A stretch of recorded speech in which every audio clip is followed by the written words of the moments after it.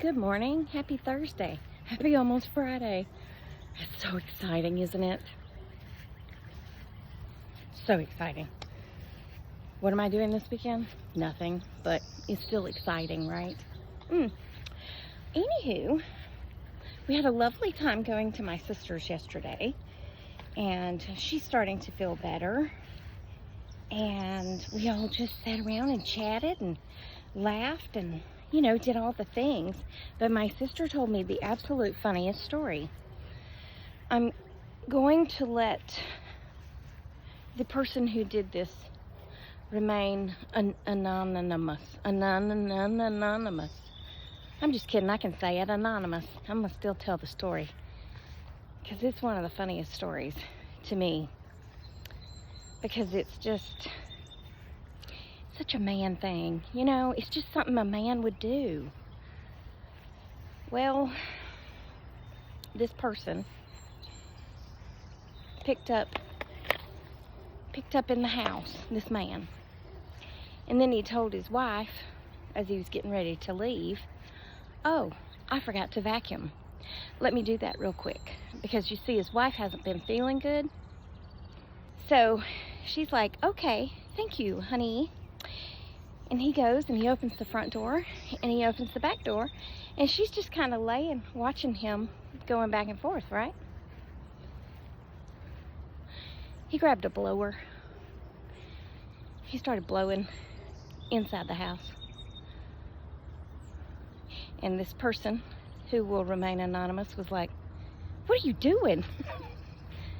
He said, "I'm blowing the house out. It works just like a vacuum." And she was like, "No, it doesn't." I laughed so hard. So hard. I was like, no, I could see where he might think it would work, but a blower stirs the dust. You know what I'm saying? It stirs it. It doesn't really suction it out the door. It doesn't really blow it all out the door. It just kind of stirs it up, and it flies all around, and then it settles again. But yeah, this man, this grown man, grandfather, not a young man, he's a grandfather, grabbed a blower to vacuum the house. I said, "Do you want me to vacuum?" She said, "No."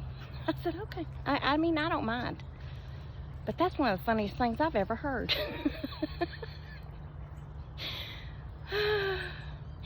I could see his thought process in that. But, yeah, that don't work. It don't work. She said, "I thought at first he was blowing off the back porch. And then I thought, no, he's in the house." And when she said, "What are you doing?" and he said, "Blowing the house out," he said, "It's not gas powered, it's electric." Oh yeah, that makes a difference. No, it doesn't. It does in the fact that of, carbon monoxide poisoning and all that or whatever. But yeah, no, still not gonna work. But I give you E. Is it A for effort or E for effort? Since effort starts with an E. Or E for excellent. A for awesome. I don't know. I'll be back because holding my phone like this is making my shoulder hurt. So there's Penelope and we're on our walk, and I'm all dressed up except I have on Crocs and sandals. But that's because I don't like walking in the dewy grass with my sandals on, because then my sandals get all slippery from the dew, don't you know? I'll be back. This is hurting my arm. Now I'm sitting in the car. Some other funny things that happened yesterday. Well, I always take snacks when we go up there because, one, my dad's a diabetic and I like to have something in the car just in case, It's always good to be prepared. And my sister doesn't eat, like hardly ever. So we don't go out to eat, and she don't really have anything at her house anyway that, unless you cook. And I can't just eat a sandwich because I have to have gluten-free, and the woman lives on cheese and I can't have cheese. You know what I'm saying? So I carry snacks. And then when Dad and I leave, we swing by somewhere and get something to eat on the way home. Okay, so I carried, they're made by OVH, Orchard Valley Harvest, and they're dipped cherries, real sweetened cherries, cocoa coated in 64% cacao dark chocolate. Okay, but I left them in the car. So it's one big block. It's fine. You know what? It'll eat just the same. I'm still gonna eat it. I'm just gonna break off a piece. And who knows where all the little dried cherries are. They may all be stuck at the bottom. But I got back in the car at my sister. Plus, it's never as hot up there, so I just didn't think about it. I don't think I noticed it till we got to Zaxby's, because there's a Zaxby's up in Blue Ridge. And yeah, I picked it up to move it so we could set our food down, because I was just going to keep driving and eat while I was driving. I just ate the French fries. And yeah, when I picked it up, I was like, oh no. Oh no, looky here. This is soup. It's chocolate soup. I like chocolate soup with cherries, right?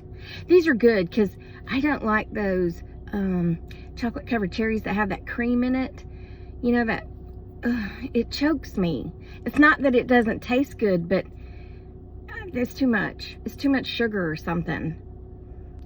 I like sweets, but that's a little bit much. You know what I'm saying? I prefer a little bit of more of a dark, bitter chocolate. And then I'm driving down the road, and all of a sudden, I just have this big blob of something on my glasses.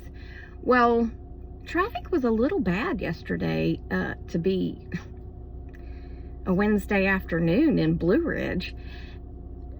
Ella J, Jasper, Canton, you know, all the way home, there was traffic. So I took my glasses off and I said, Dad, can you see what that speck is and remove it?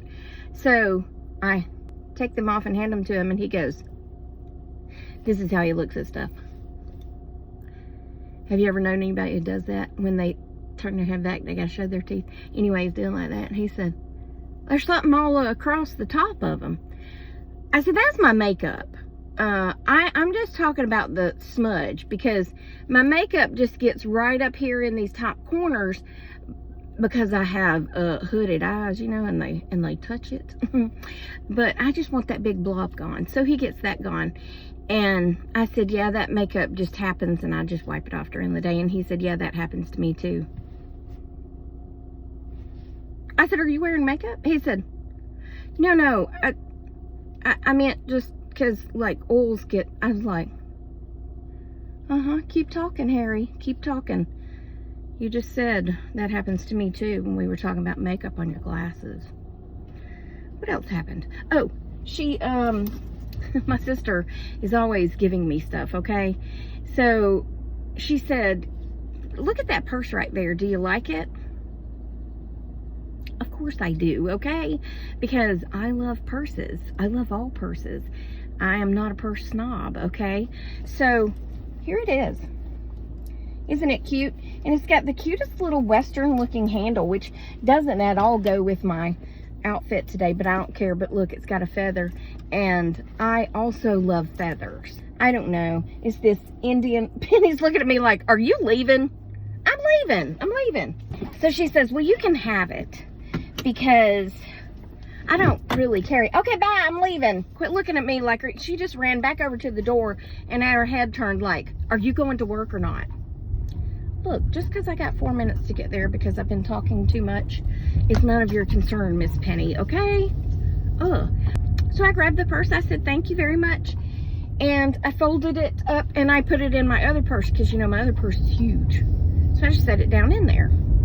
I didn't think about going through the pockets and all that stuff there. I assumed she had done that.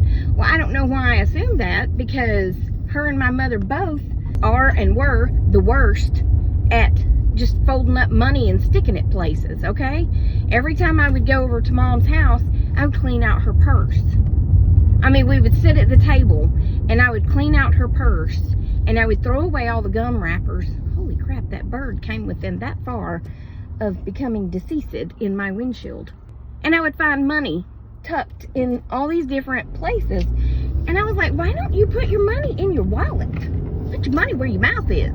Put your money in your wallet. Why are you folding it and sticking it places? Well, my sister's just like that.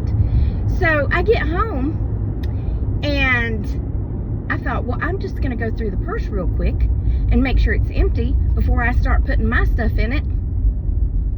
Now, there wasn't just money folded in the bag, in the purse. My mom called it a bag. It was $160, a $100 bill and 3 20s and a little thumb drive. And I was like, now my sister will also sometimes slip me money. I'm like, I don't really need this. I mean, thank you, but I mean, I work so that I don't have to ask for money or accept money. But thank you. Yeah. So I thought, did she put this in here for me? Just because she's like that, you know? Because I stopped and picked her up a bunch of stuff and she offered me money for it. Like the banana pudding and the body armor drinks and all that stuff. And she offered me money. And I said, I don't want the money. I mean, you know, I can afford to buy you $20 worth of stuff at the store. Plus, I stopped and bought her a bag of ice. So I sent her a text message. I said, did you know there was money in this purse? I said, I'll bring it up the next time I come. And she wrote back this morning, because that's how she is. She's very delayed on responses. And she said, there was? Was it a lot? I said, $160. I said, I'll bring it up the next time I come. I said, aren't you glad I'm honest? Because some people wouldn't have told you that and they would have just kept it. And she said, well, I know you're honest and that's why I love you. But hang on to it in case you need it for something like bail money. Am I going to jail soon? Am I going to need $160 for bail money? Is there something that you know that I don't know? I mean, usually bail's not that cheap.